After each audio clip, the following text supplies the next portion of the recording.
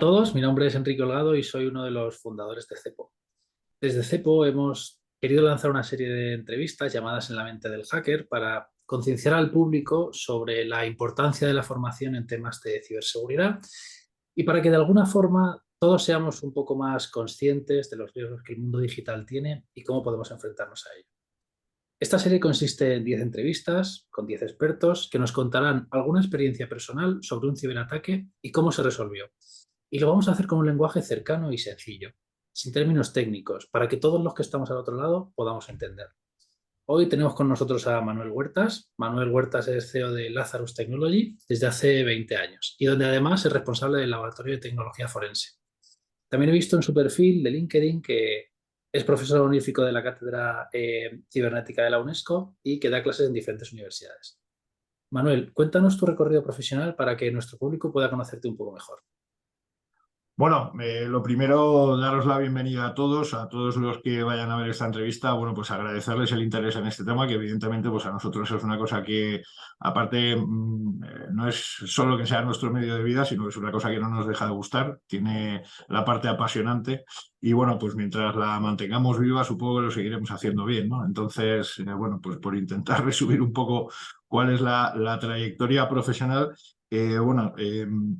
Básicamente, allá por el año 94 ya, bueno, pues empezamos en el campo de la recuperación de datos, básicamente buscando las soluciones que había a por qué, las respuestas, perdón, a por qué los datos una vez perdidos, en teoría, no se podían recuperar. Empezamos a desarrollar soluciones y a encontrar opciones para recuperar esa información. En ese momento, pues la tecnificación que tenemos hoy en día no existía. Era, digamos, un poquito más liviana, pero ya se empezaba a vislumbrar un poco la dependencia tecnológica que, bueno, pues ya todo el mundo tiene latente a día de hoy. Cuando nosotros empezamos a buscar esas soluciones, lo que buscamos es la manera de industrializarlas y a partir de ahí, bueno, pues empezó todo el recorrido en la parte de recuperación de datos. Ahí nos elegimos como expertos en sistemas de almacenamiento y, bueno, pues acudieron a nosotros fabricantes de ordenadores, fabricantes de almacenamiento, cuerpos y fuerzas de seguridad del Estado, para los que hacíamos una serie de trabajos bastante concretos, relacionados tanto con la parte de recuperación como la analítica de qué es lo que había sucedido o qué había escondido en un equipo. De ahí empieza, digamos, un poco esa carrera paralela entre la parte de almacenamiento, de expertos de almacenamiento, con la parte de forense. A medida que, digamos, viene a final de los 90, digamos, un poco la explosión tecnológica y la democratización de todos los servicios tecnológicos, bueno, pues estas dos cosas que se empiezan a unir bastante, bueno, pues empiezan a coger, digamos, un entrazamiento muchísimo más fuerte y se empiezan a desarrollar las dos líneas en paralelo. Entonces ya teníamos, digamos, la parte de la protección en caso de incidente, con lo cual dábamos casi servicios de incident response, de manera que estábamos dando garantías de continuidad de negocio para un montón de compañías. Ahí en la parte de recuperación de datos, bueno, pues se siguió desarrollando a medida que seguía avanzando la parte de forense. Se siguió desarrollando tecnología para recuperación de datos, se reconstruyó un laboratorio completo, que es el que tenemos a día de hoy, que ha llegado a ser uno de los más grandes en toda Europa en la parte de recuperación de datos.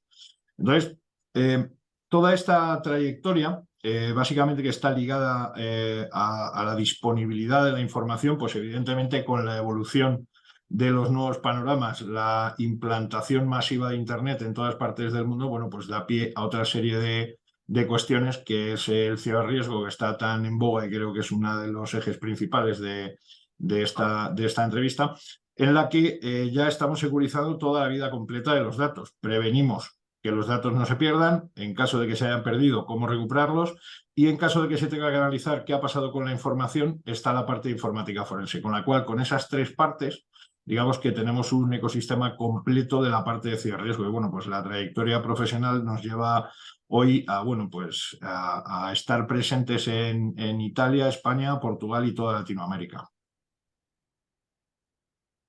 Bueno, me contabas un poco qué hacía Lazarus, pero ¿quién eres tú? O sea, ¿qué has hecho tú? Cuéntame un poco más sobre ti, que prácticamente no me has dicho nada. Te has quedado en Lazarus, que era una Me queda un pregunta que poco te iba a hacer en la después, parte profesional, sí, sí. exacto. Tengo un poco la tendencia a huir a hablar de mí porque realmente yo digamos que soy un poco la cabeza visible de toda esta trayectoria, pero yo tengo un equipazo detrás enorme que ha ido creciendo con Seguro. el tiempo, que somos un montón de gente y tal, y entonces no me gusta sacarlos de ellos y personificar esto como si solo lo hiciera yo. Entonces, bueno, perdonarme, hay un poco esta tendencia, pero sí, bueno, básicamente, a ver, yo hice formación tecnológica en Estados Unidos, en Florida. En la parte forense me formé con gente que daba formación para el FBI en forense y en temas de recuperación de datos, que bueno, pues básicamente bueno, fue como una especie de apertura mental a cuáles deberían ser los enfoques para tener un poco esas trayectorias. El problema que tenía la recuperación de datos, sobre todo desde el punto de vista de la comercialización, era que en aquella época más temprana, incluso los expertos en informática decían que cuando los datos se habían perdido no se podían recuperar. Y en la búsqueda de respuestas, como comentaba antes, fue cuando se empiezan a desarrollar estas soluciones. Yo básicamente, a mí me gusta decir que yo soy un ratón de laboratorio, que es lo que más me gusta. Lo que pasa es que también entiendo los problemas comerciales y eso también es un poco lo que me convierte en víctima de mí mismo. Y la cuestión es que la búsqueda de todas esas respuestas al final acaba generando soluciones de mercado. Y bueno, pues cuando las consigues combinar de una manera más o menos razonable, bueno, pues tienes un producto fiable, estable y que te permite seguir haciendo este tipo de cosas, ¿no? En la parte de forense hicimos exactamente lo mismo. Bueno, hicimos, y vuelvo a hablar en plural, perdonar. Básicamente, cuando empezamos a darnos cuenta un poco del valor jurídico que iba a tener esto, cuando nosotros, vamos, me concedieron el título honorífico de la UNESCO, precisamente estábamos vinculados a una iniciativa del Instituto Internacional de Ciencias Políticas, ¿vale? Analizando el tema de derecho comparado, en el cual, bueno, pues nos hemos convertido, creo que lo puedo decir sin pecar de ego ni nada, en muy buenos expertos en derecho, en toda la parte tecnológica, sobre todo en la parte probatoria, que hemos hecho bastantes desarrollos, no solo aquí, sino para afuera, y un poco esa inquietud natural que tengo yo para buscar ese tipo de soluciones es lo que luego se acaba, digamos, impregnando en todo el equipo y que consiguen llevar a cabo, bueno, pues trabajos verdaderamente como para sentirse orgullosos, ¿no? Entonces, seguimos siempre dándole vueltas a esto. Ahora estamos en el año 2015 también con la misma inquietud de cómo hacer el despliegue, por ejemplo, para proteger la mayor parte de las pymes. Tenemos que tener en cuenta que el 94% del tejido empresarial español son empresas de menos de 10 empleados.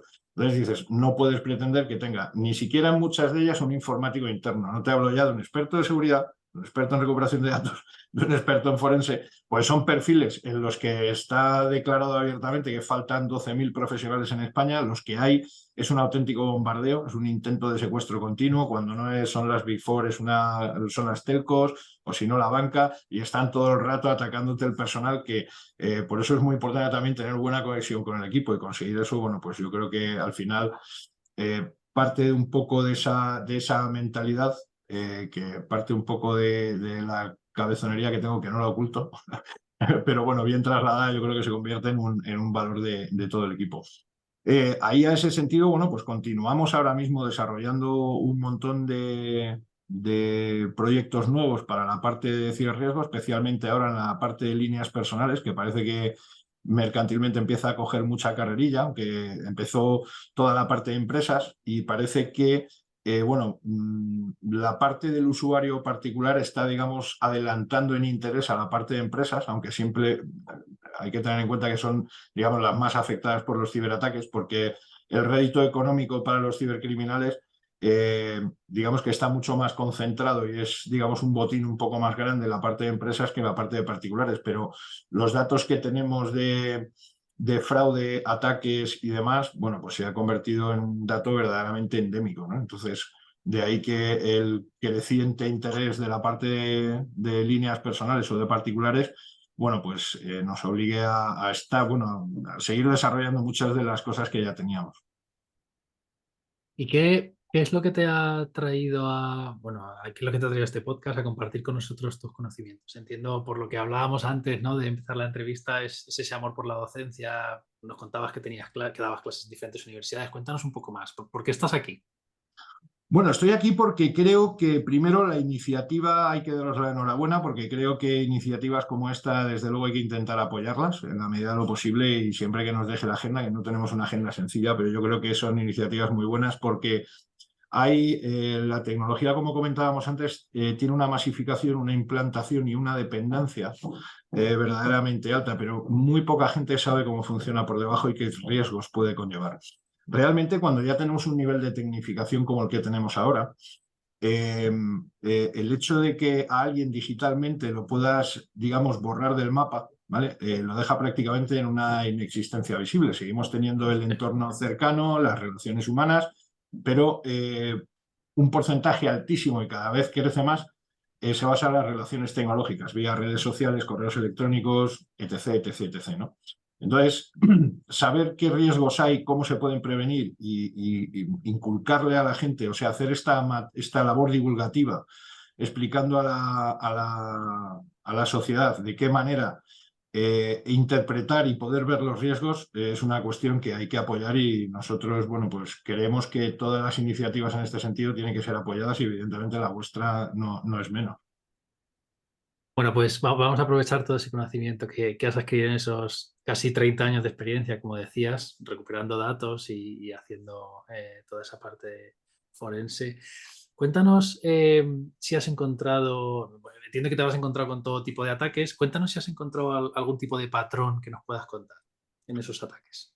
Bueno, hay distintos patrones en distintas áreas. Sí que es verdad que, por ejemplo, sí que se ve cómo ha ido evolucionando la tecnificación, con lo cual la hace básicamente previsible. Realmente, por ejemplo, los patrones, los más antiguos, era casi siempre se perdía un servidor en un momento complicado. Estamos hablando de pérdidas de datos de manera natural, averías en equipos, fallos en sistemas operativos, estamos hablando de que no había ataque. Evidentemente en aquella época ya había boicots, ¿vale?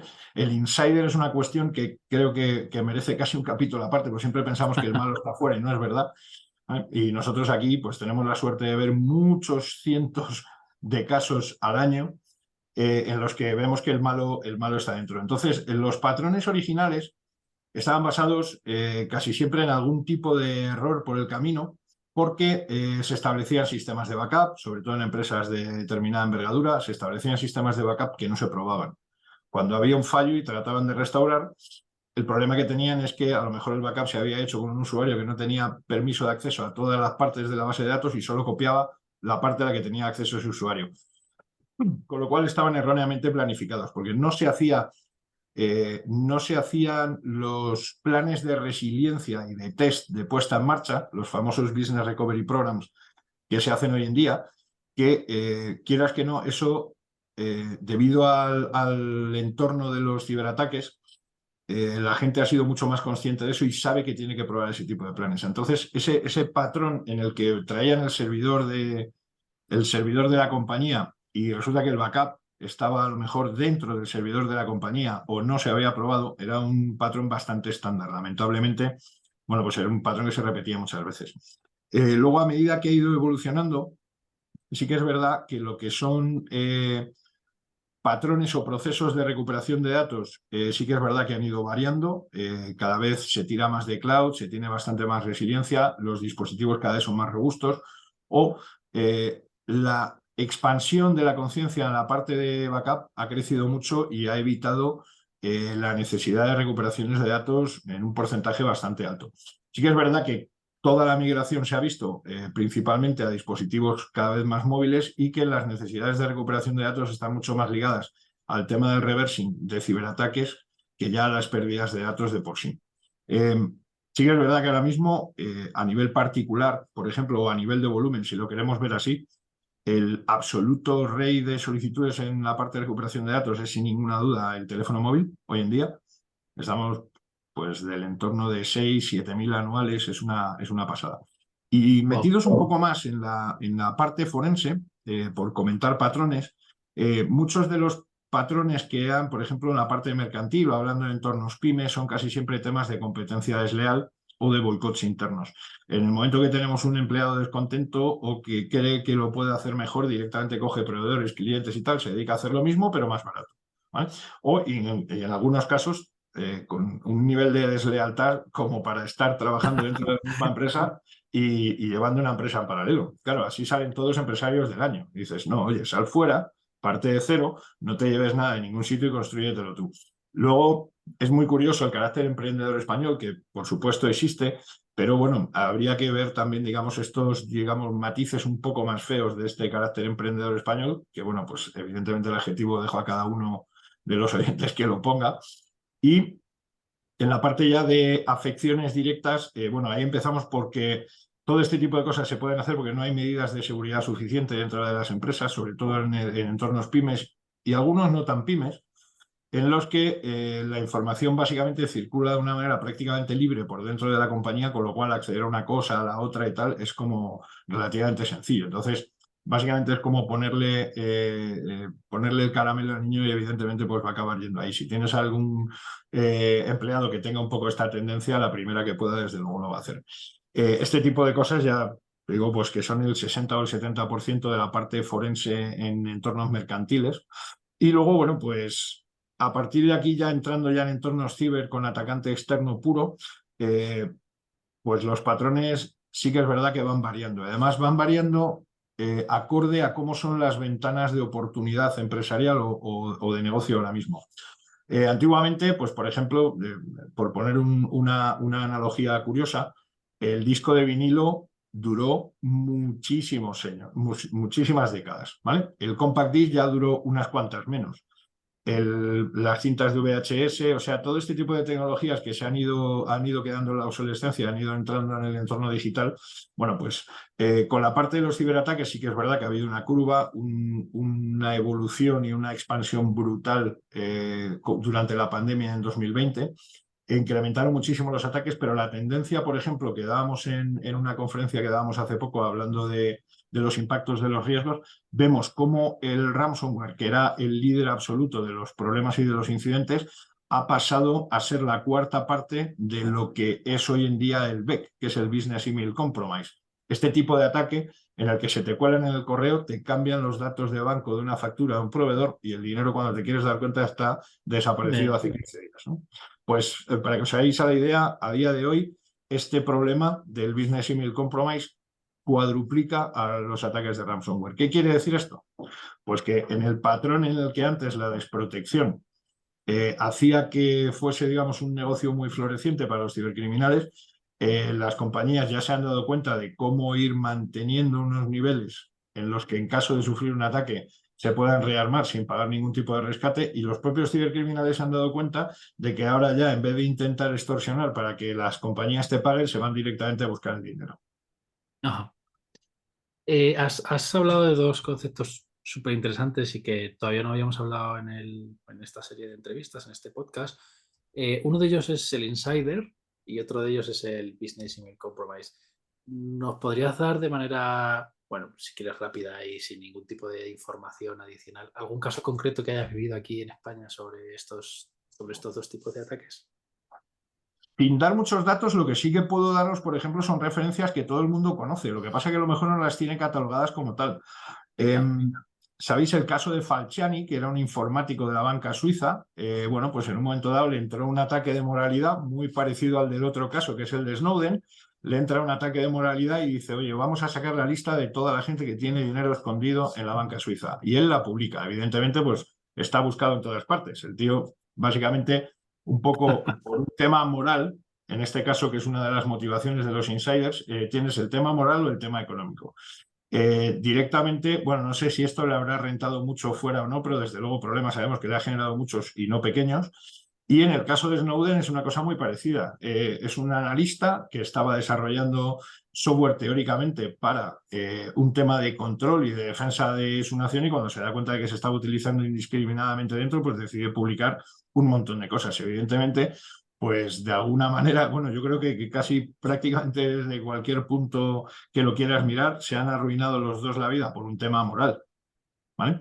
Otro caso equivalente a lo que sería un insider, pero atacando el dinero directamente, es otro caso que todo el mundo conoce, el Dioni, que lleva un furgón blindado con 300 millones en su época y decide irse con él. Bueno, pues internamente el tema de los desfalcos, los insiders, es bastante más habitual de lo que parece. O sea, la gente, el tema de la mano larga, ¿vale? Es una cosa que sucede mucho. Y hay muchos casos en los que llegan a arruinar completamente las compañías. Y en estos, bueno, Eh, pues casos que se judicialicen, pues hay muchísimos. además desde alto nivel, o sea, en compañías que no puedo dar los nombres, pero compañías hiperfamosas que todo el mundo conoce, bueno, pues han tenido casos de este estilo en el que desde dentro, digamos, estaban o bien aprovechándose de la infraestructura, obviamente en beneficio propio y sacando un rédito económico directo basándose en la infraestructura que le ponía su empresa empleadora. Hablabas antes del caso de Snowden. Yo lo conozco bueno, lo conozco porque fue muy famoso y además vi la película, que no sé cómo de real será, pero la verdad es que me pareció muy curiosa. ¿Ese software que desarrollaban se parece un poco a Pegasus o Es súper parecido a Pegasus. súper parecido? La diferencia del software de la NSA, que por cierto se filtró y está disponible, está por ahí disponible, digamos, un poco en los bajos fondos. Evidentemente una versión un poco más antigua, la última pues tendría que mirarlo, pero posiblemente también.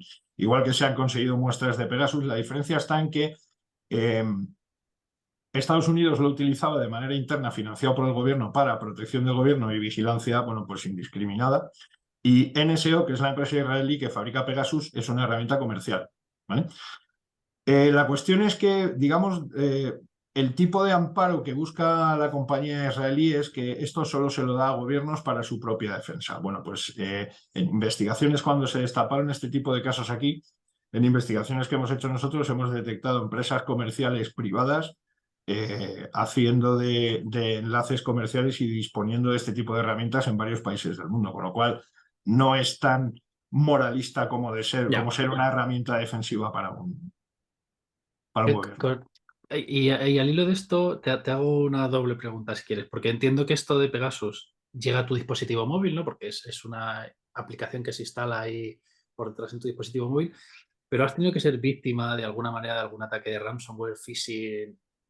¿Por qué? O sea, ¿cómo funciona? ¿Cómo llega a tu teléfono? A ver, Pegasus es, digamos, la diferencia para que lo puedan entender todos los oyentes. Es la diferencia entre ir a cazar con cartuchos, que sabes que salen las postas y, bueno, pues cae un grupo y no tienes muy claro a cuál le pega, pues una banda de pájaros o a los cazadores y un francotirador, ¿vale? Pegasus es una herramienta de francotirador, es decir, tengo este objetivo, tengo que infectar este objetivo porque necesito la información súper valiosa, porque evidentemente Pegasus no es una herramienta barata, el sistema de licenciamiento empieza aproximadamente en 2 millones de euros y luego ahí, en función de la cantidad de dispositivos que vayas a, entre comillas, infectar o vigilar. Entonces, esa herramienta se tiene que dirigir muy bien, no es posible que tú te infectes con Pegasus por casualidad. Ajá. Sí que es cierto que hay alguna propagación errónea y la herramienta además tiene sistemas para desactivar infecciones erróneas, ¿vale? Por el motivo Vale. que sea, pues porque cambies una tarjeta de teléfono de uno a otro, puedas trasladar, bueno, hay distintas maneras de propagarlo, ¿no? Pero es una herramienta directamente dirigida al objetivo que tiene. Es decir, cuando a ti te infectan con Pegasus es que quieren saber lo que dices o lo que tienes o qué información tienes. Entiendo entonces que ese disparar con cartuchos, ¿no? Esas postas se parecería más un poco al phishing, ¿no? Sí, exactamente igual. Vamos a ver, ese disparo masivo, lo que llamamos nosotros los ataques industrializados, de los que puede ser víctima cualquiera, simplemente va a ser víctima pero simplemente porque está conectado, ¿vale? Entonces, luego si queréis hablamos un poco de la mecánica, de cómo se perpetran este tipo de campañas. Y en el caso de Pegasus, sería el equivalente, por ejemplo, por poner un ataque al uso conocido, por ejemplo, el ataque al SEPE, que aquí en España lo conoce todo el mundo, o Sí. el que ha habido ahora hace poco del Clinic de Barcelona, pues tienen el objetivo claro y tiran a por él. Y se meten dentro del sistema, averiguan cuál es la infraestructura, dónde están los backups, cómo cortar la posibilidad de resiliencia de la compañía para aumentar las posibilidades de que el rescate se pague. En el resto de casos, pues mira, un ejemplo que pongo en bastantes ocasiones. Una manera de perpetrar una campaña de ataques, digamos, masificados o industrializados, bueno, pues te la puede estar haciendo un chaval en un edificio de apartamentos en Bielorrusia, ¿vale? Cuando tiene un PC de $400, que no hace falta que sea nada mucho más caro, escaneando, por poner un ejemplo, las IPs de todo Sevilla, ¿vale? Y está buscando a lo mejor vulnerabilidades, a lo mejor en clínicas médicas, ¿vale? Tienen datos sensibles, datos médicos, las posibilidades de pago en caso de exfiltración pues son más altas. Entonces luego depende porque incluso se puede, no hace falta tampoco que sea un hacker tremendo. Puedes comprarte utilidades que las tienes como industrias y como servicios en la Dark y te puedes componer tu propio tipo de ataque con tu propio tipo de ejecución, tu propio payload para subir a la empresa y conseguir secuestrarla. Y entonces, este chaval, mientras se ve dos películas en Netflix y se come una bolsa de chetos, tiene un ordenador trabajando y recopilando qué vulnerabilidades hay detrás de los rangos de IP que ha decidido que quiere atacar Sevilla. Cuando tiene los suficientes, vamos a suponer que tiene 2.000 empresas. Pues el viernes por la tarde, porque estos además son muy de casi todos los cibercriminales, una de las cosas que les gusta es trabajar tranquilos y de noche. No por nada, porque de noche le molesta menos gente y además también lo que hacen es menos visible. También tienen los calendarios laborales, cuando llegue Semana Santa, Navidades, etc., se aumentan siempre los ataques por un tema de oportunidad. Y entonces, bueno, pues desplegará el ataque el viernes por la noche y el lunes por la mañana, cuando lleguen todas estas empresas, a lo mejor de las 2.000 compañías que ha atacado ha conseguido infectar 1.800, algunas tendrán backups exteriores y podrán rearmarse, pero en cualquiera de los casos, si le quedan 300 compañías que están dispuestas a pagar, vamos a irnos a un rescate chiquitito, un rescate de 600 euros o de 1.000 euros, pues calcula 300 empresas a 1.000 euros, pues ha echado la tarde. Yo creo que hay tardes que no lo ganamos. Sí, sí. Por Yo desde eso, luego casi prácticamente claro, ninguna. por eso es que el problema que tiene es que es un crimen, estamos hablando de un cambio, digamos, en la criminalidad. Los grandes, eh, las grandes organizaciones criminales que a lo mejor se dedicaban al tráfico de armas, de drogas y tal, es casi un entorno militar. Necesitas vehículos, necesitas infraestructura, necesitas un despliegue económico muy grande, ¿vale? Y además estar conectado con entornos que no son accesibles para cualquiera. Yo si me quiero comprar mañana una K-47 no tengo ni idea de dónde ir. O sea, tendría que irme a la DIP y buscar. Y a lo mejor encuentro y me pueden mandar uno de juguete, de plástico o hinchable. O que venga la policía a llevármelo a casa, que también puede ser. También, también. Entonces, claro, cuando vamos al entorno de los cibercriminales tenemos primero un problema jurisdiccional. A nivel mundial, perseguir a un traficante de armas o un traficante de drogas está muy organizado y lo tienen muy organizado jurídicamente todos los países y los entornos de colaboración facilitan mucho esto. Aquí tenemos el problema, primero, que hay una ocultación que no llega a ser nunca una ocultación del 100% en contra de lo que la gente se cree. De hecho, nosotros hemos perseguido grupos que hemos conseguido localizar hasta llegar a su casa. O sea, que sí que es viable. Pues, ¿por qué? Pues porque el ciberdelincuente también se equivoca, también baja la guardia y también es humano. Entonces, Entiendo al que, final llega un momento en el que cuando tiene un fallo, pues le pillas tú a él. entiendo que fuiste digitalmente, ¿no? No fuiste tú Claro, allí sí, sí, a no, no, abrir la no. puerta, ¿no? Nosotros como mucho desde aquí o desde casa, pero en el laboratorio hacemos visitas y esas cosas, pero no persecuciones. Y ya me has contado la parte del hacker, ¿no? Y ahora vamos al otro lado. ¿Cómo de concienciadas están las empresas españolas actualmente? Es decir, ¿cuál es su nivel de formación? Tú que también das El formaciones. nivel de formación, nosotros nos gusta explicar gráficamente en oportunidades, por ejemplo, que esta que nos brindáis hoy vosotros, de cómo, digamos, el entorno tecnológico va calando. Nosotros decimos siempre que la tecnología viene del cielo, y esto es literal. ¿Por qué? Porque los grandes desarrollos tecnológicos vienen todos de la industria aeroespacial. Pasan de la industria aeroespacial a la parte militar, a la parte empresarial y finalmente al usuario final. ¿Cierto? Con la parte de la seguridad pasa exactamente lo mismo. ¿Vale? Entonces, ¿qué es lo que sucede? A nivel gubernamental, a nivel militar, estos son la gente que más sabe de seguridad, ¿vale? Porque tienen que proteger un montón de cosas, las tienen que proteger electrónicamente y físicamente. Entonces, tienen la seguridad como por defecto implantada.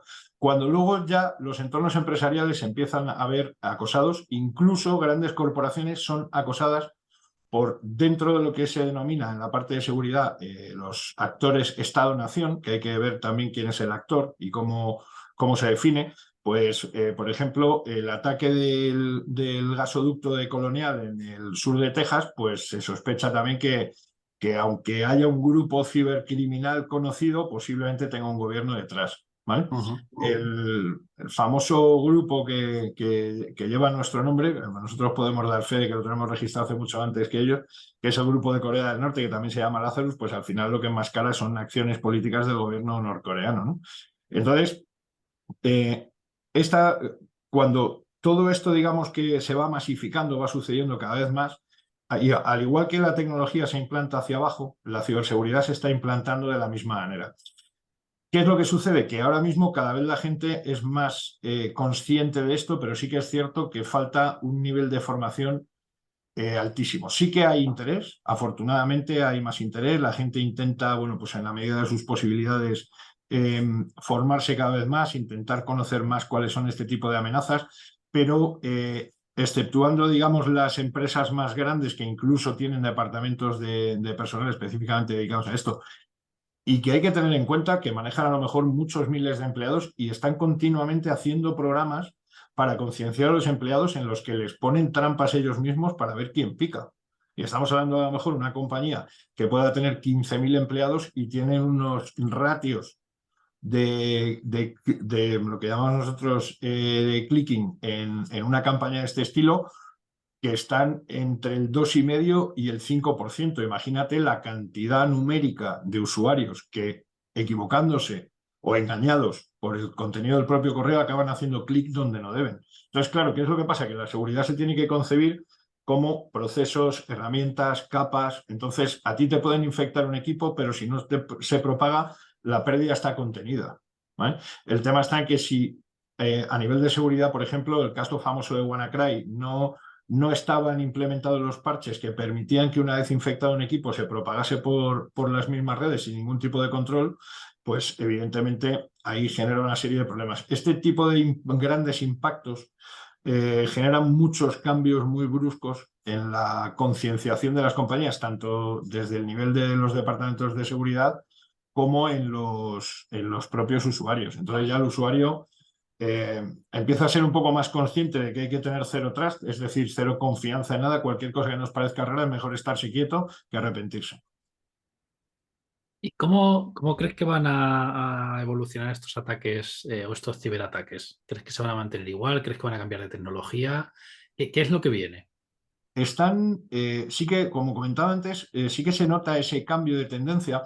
A ver, básicamente todo el mundo de la cibercriminalidad, llamémoslo hacking, aunque siempre hay que diferenciar entre el hacker y el ciberdelincuente, que es una cosa muy diferente, eh, ha tenido siempre varios objetivos principales. Todo lo que es la parte política o reivindicativa, es decir, yo no estoy de acuerdo con este gobierno, voy y lo ataco, como el famoso defacement que le hicieron a la web del PSOE, por ejemplo, aquí en España, o otro tipo de reivindicaciones respecto, bueno, pues a determinado tipo de compañías que, digamos, forman parte del hacktivismo. Es decir, eso lo hago porque yo quiero, digamos, cambiar un poco la mentalidad o la moralidad en este punto. Luego tenemos la obtención de datos de carácter industrial y secretos. Bueno, pues el famoso caso del J-35 chino, ¿vale? Que ha pasado de tercera a quinta generación en 2 años. Pues evidentemente eso viene derivado de atacar a Lockheed Martin, ¿vale? Porque hicieron el J-35 basado en el F-22, que es prácticamente igual, y entonces la cuarta generación se la han saltado y han pasado a quinta. Entonces, esas motivaciones no tienen la motivación del secreto tecnológico en sí. Y luego ya entramos en la cibercriminalidad más abierta, ¿vale? En este punto de la cibercriminalidad más abierta, cualquier obtención de información se puede convertir en dinero. Estos grandes ataques en los que se han volcado datos, a lo mejor datos de seguros médicos en Estados Unidos, a lo mejor de 135 millones de personas, esos datos permiten utilizarse o convertirse en dinero, porque al final los ciberdelincuentes lo que acaban buscando es dinero directamente. O les pagan por acceder a ese tipo de secretos o por intentar afectar políticamente en algún entorno, como han sido las primaveras árabes o este tipo de acciones, o directamente lo que van a ser recaudar dinero. El tema del ransomware, hay que dar un dato bastante curioso de un grupo que se llama Grand Craft, que se retiró porque anunció públicamente que había ganado 2.500 millones de dólares y liberó las vacunas de todo lo que quedara infectado de lo que habían hecho ellos. Cuando llegaron a 2.500 millones de dólares, se retiraron. Estamos hablando de unas cantidades de dinero verdaderamente impresionantes. Entonces, ese movimiento, digamos, impacto que estaba teniendo el ransomware, se está viendo cada vez más mermado. Ya cada vez se pagan menos los secuestros porque la gente ha invertido mucho dinero en tener que pagar eso. Entonces, ¿qué es lo que se ve? La tendencia que se ve es ir directamente a conseguir ese dinero de la manera más suave posible. Por ejemplo, en el caso del Business Email Compromise, cuando se mete en una cadena de comunicaciones entre cliente y proveedor, eh, lo que se hace es que se deja la cadena prácticamente intacta, con el único detalle de que lo que se cambia son los datos de banco donde hay que hacer los pagos, ¿vale? Entonces, ¿qué es lo que pasa? Pues que le dan curso normal, la transferencia se hace voluntariamente a esa cuenta, con lo cual aquí tenemos un problema de responsabilidad porque tenemos que saber de quién ha sido la brecha de seguridad, si es del cliente o del proveedor, con lo cual aquí delimitar la responsabilidad civil es un asunto jurídico bastante entretenido y que, claro, cuando el que tenía que haber recibido el pago, después de haber recibido el, oye, sí, te pagamos, y dice, oye, que el dinero no me ha llegado, empieza a reclamarlo y no se da cuenta de que el dinero está en otra cuenta y evidentemente ya lo han troceado, han hecho splits por distintos sitios y automáticamente el dinero ya es muy pocas veces recuperable. Te tienes que dar cuenta en las primeras 24 o 48 horas para conseguir que a lo mejor, depende de dónde, cuál sea el origen y el destino del dinero, los acuerdos interbancarios permitan pararlo, ¿vale? Entonces, la migración va orientada directamente a atacar en masa, es decir, automatizar todos los procesos, por ejemplo, para robarte cuentas de Instagram, de Facebook, un montón de perfiles que tienen, digamos, una titularidad unipersonal, pero sí que son fuente de ingresos para la persona que está detrás. Tú imagínate que a el Rubius le roba la cuenta, pues evidentemente le hacen un 7 bastante importante. Y Vaya. evidentemente pues tienen ciertas posibilidades, yo creo que bastante altas, de que Rubius pague el rescate por haberle robado la cuenta, porque si lo tiene que rehacer todo, es complicado. Ya entiendo yo que también tendrá una infraestructura informática suficiente como para que en caso de que se pueda dar esto, que no es la primera ni la última vez que va a pasar, pueda más o menos continuar, porque si no es que su negocio se queda muerto de manera instantánea, en un segundo. Entonces, sí que se ve que la tendencia es hacia esa línea, es atacar directamente cuentas personales, porque los ciberdelincuentes se han dado cuenta de que las corporaciones trabajando en equipo cada vez son más resilientes, es decir, son más resistentes a los impactos de este tipo de ataques, que no van a dejar de suceder en cualquiera de los casos, ¿vale? Pero que es más fácil atacar al individuo por pequeñas cantidades. Primero, dificulta la judicialización. Nadie va a pedir un exhorto a Bielorrusia por 300 euros, ¿vale? Porque sabes positivamente, primero, que la policía no le va a dar curso, más que nada no porque no quieran, sino porque no pueden, porque la cantidad de impactos que hay en esta línea se miden millones al año, solo en España. Entonces, es imposible materialmente tener un cuerpo de policía que permita hacer todo esto. Entonces, evidentemente, tienen que centrarse en los casos que tengan un poco más de trasfondo, ¿no? Que sean casos mucho más delicados, pues desde temas de menores a grandes robos, ese tipo de cosas. Yo lo entiendo y creo que cualquiera en su sano juicio debería entenderlo. Que es una pena que no se puedan perseguir este tipo de casos, pero bueno, es que con esto lo que quiero poner de manifiesto es la volumetría que tienen este tipo de ataques. Y estamos hablando de ataques de en torno de 1.700.000 y 2.300.000 al año, que es materialmente imposible perseguirlos todos. ¿Y cómo se relaciona esto con el mundo del seguro? Sabemos que participaste hace no mucho en la semana del seguro y cómo de maduro está el ciberseguro, la relación entre el mundo ciber y esa industria Yo esto le voy a dar un punto de vista que a lo mejor me puedes tildar de un poco romántico, o yo como me suelo definir también como un poco como un optimista continuo. Eh, Creo que el futuro es prometedor, el Estado es absolutamente incipiente, por mucho que parezca, tienen todas sus compañías sus productos, unos orientados de una manera o de otra. Sí que es cierto que le va a faltar algún tipo de, no una normativa oficial, pero sí desde luego algún tipo de regulación desde las propias aseguradoras, porque bueno, han entrado en el ciber porque es evidentemente un riesgo, es evidentemente asegurable. Eh, es un mercado, bueno, pues que es un mercado nuevo, que ha crecido ahora, es un segmento, bueno, pues teníamos hogar, vida, tal, hay distintos segmentos aseguradores, pues este es nuevo, y aunque ya va camino de 10 años pólizas comerciales, no me refiero a las de e-commerce antiguas que había en el mercado, no es, e-crime, perdón, no e-commerce, que lo he dicho mal, disculpad. Pólizas comerciales de ciber para pymes y para compañías grandes, pues realmente tienen apenas una década. En una década no se ha conseguido ni siquiera el 1% del potencial de clientes que hay, con lo cual imaginaros que la tarta es súper interesante. A este sentido, nosotros el futuro que le vemos a esto es que, por utilizar un símil conocido por todo el mundo tiene seguro de coche, nadie se lo cuestiona. Sabemos que el Sí. seguro es obligatorio y que se tiene que tener un seguro de coche.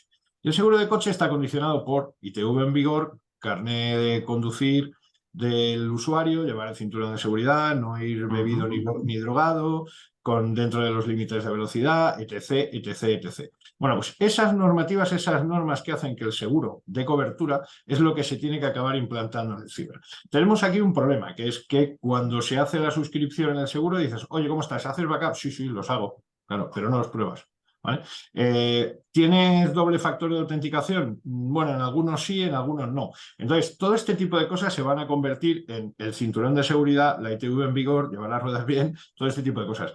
Eso hará que, digamos, un poco esta incertidumbre que tienen algunas compañías respecto a determinado tipo de riesgo, estandaricen esto y se permita de una manera, porque esto tiene que ser rentable para el asegurado y tiene que ser rentable para la compañía aseguradora, porque si no, continuar innovando en todas las necesidades que hacen falta para darle cobertura a un sector como este, requiere muchísimos gastos y muchísima inversión. Entonces, si el seguro no es rentable, no puedes invertir en esto. Entonces, todas las herramientas preventivas, por ejemplo, por la experiencia que nosotros tenemos, reducen entre un 85 y un 95% la efectividad de los ataques. Estamos hablando de entornos pymes hasta 50 empleados. Hay que tener en cuenta que estas medidas de servicios preventivos que están incluidas, te diría que en el 70% de las pólizas de mercado, esa reducción del riesgo no es lo mismo tener un riesgo del 39%, ¿vale? Según los datos que declara INCIBE, que reducir el riesgo entre un 5 y un 15. Estamos hablando que la siniestralidad media en vehículos en España es de un 18%, con lo cual incluso estaríamos por debajo de ese umbral siendo rentable. Ajá. Entonces yo creo que el futuro va por acabar de entender por parte de las compañías, psicosomatizar qué tipo de riesgo es el riesgo tecnológico, de qué manera se le puede poner cota, porque si no le pones cota es absolutamente imposible. Y luego las compañías, esto es una opinión, evidentemente luego ya la estrategia de cada compañía pues seguro que tiene opiniones de lo más variopinto, pero la estructura del riesgo para asumir por parte de las compañías aseguradoras tiene que estar balanceado entre los distintos segmentos empresariales. Si nos centramos nada más que en los riesgos grandes, el año pasado nosotros hemos gestionado un siniestro de casi 400 millones de euros. Wow. Evidentemente, la póliza ni los 10 últimos años cubriría ese siniestro. Con lo cual, si luego no tienes una masa crítica, aprovechando que tienes 3 millones, casi 800.000 empresas que son pymes, ¿vale? Es decir, pymes se considera en España desde el punto de vista de empleados, de 250 empleados para abajo, que tienes bastantes, hay 3.800.000. Si tú tienes una masa crítica ahí, estás diluyendo el riesgo. El tema está en que lo que no pueden hacer las compañías es concentrar el riesgo y además que sea rentable, porque mientras no les pase nada, está dejando de ser un control del riesgo y es un tema más de azar. ¿Vale? Entonces, ¿qué pasa? Que en el momento que tengan un impacto grande, bueno, pues la rentabilidad de la cartera se queda absolutamente hipotecada para 20 años. Para cerrar este episodio quería hacerte una pregunta que voy a conectar con una entrevista que hiciste hace unos años en la que decías que la principal preocupación de las empresas debía ser el foco de su negocio, pero que no debían descuidar la parte de seguridad informática o de ciberseguridad, ya que es relativamente compleja y que puede afectar a la operativa de cada compañía, ¿no? Y básicamente que para evitar eso era fundamental que tuviéramos un comportamiento razonable y sensato. Entonces mi pregunta es, ¿qué tres consejos en tres frases les darías a los responsables de ciberseguridad de las compañías en España? Y si quieres lo podemos enfocar a las pymes, que yo creo que es el grueso de ese tejido empresarial para proteger sus negocios. Bueno, lo primero, confianza cero. Cualquier cosa que les resulte extraña, estarse quietos. Luego, estar preparados para que te ataquen porque te van a atacar. A nosotros nos han atacado hace escasos 10 días, ¿vale? Evidentemente nos atacaron, nos afectaron alguna parte de la infraestructura, pero lo teníamos organizado obviamente para montar y rearmar todo en tiempo récord. esa falta de confianza y consultar ante la duda, porque muchas de las veces estos ataques se acaban llevando a cabo porque hay un componente de presión o de velocidad que hace que el usuario, digamos, baje un poco la guardia ante una situación que le resulta a lo mejor un poco chocante. Y entonces, pues por miedo a alguna represalia profesional, que yo creo que realmente eso ya desapareció hace mucho, es importante mantener ese nivel de confianza cero, prepararse para cuando te ataquen, porque te van a atacar, y pensar que dentro podemos tener un enemigo también.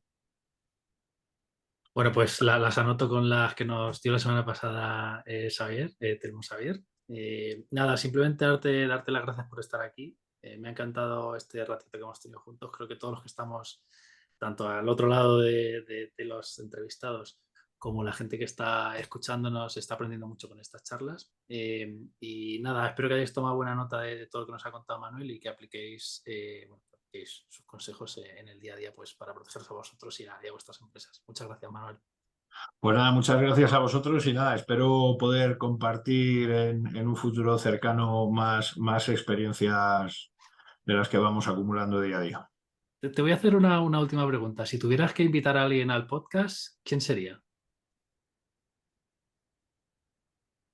Pues si tuviera que invitar a alguien al podcast, yo creo que alguien que puede dar una visión muy buena, sobre todo con el pensando un poco en este futuro que vemos que está llevando todo este tipo de cosas, yo si tuviera que elegir, invitaría a Juan Carlos Galindo, porque conoce muy bien todo el tema de las ciberestafas. Es una persona además también creo que bastante didáctico y con un punto divertido bastante interesante y que está muy enfocado precisamente además a esa protección del usuario final que está completamente desamparado cuando pasa una cosa de este estilo. Como comentábamos antes, la policía no tiene capacidad material para perseguir todo este tipo de cosas y cuando bueno, pues el usuario se ve engañado en muchos casos, falta un poco de cultura y por propia vergüenza no quiere ir a la policía a decir, joder, es que me han tomado el pelo y me siento un poco tonto en este momento. Entonces hay que quitarse esa capa de encima y hay una cuestión que creo que merece la pena. Eh, de los conocimientos que tiene Juan Carlos para trasladarlo y para que traslade muchas de las experiencias que acaban viviendo en primera persona muchos usuarios con este tipo de estafas, de criptoestafas y de ciberestafas, básicamente. Mira, pues me lo apunto y le contactamos y a ver si conseguimos que venga. Perfecto. Pues yo si os puedo ayudar ahí, creo que os puedo dar un empujoncito. Perfecto, pues te lo agradeceremos. Muchas Muy gracias, bien. Manuel. Pues un saludo a todos y espero haber sido constructivo. Ha sido estupendo. Muchas gracias de nuevo. Muchas Chao. gracias a vosotros. Hasta luego.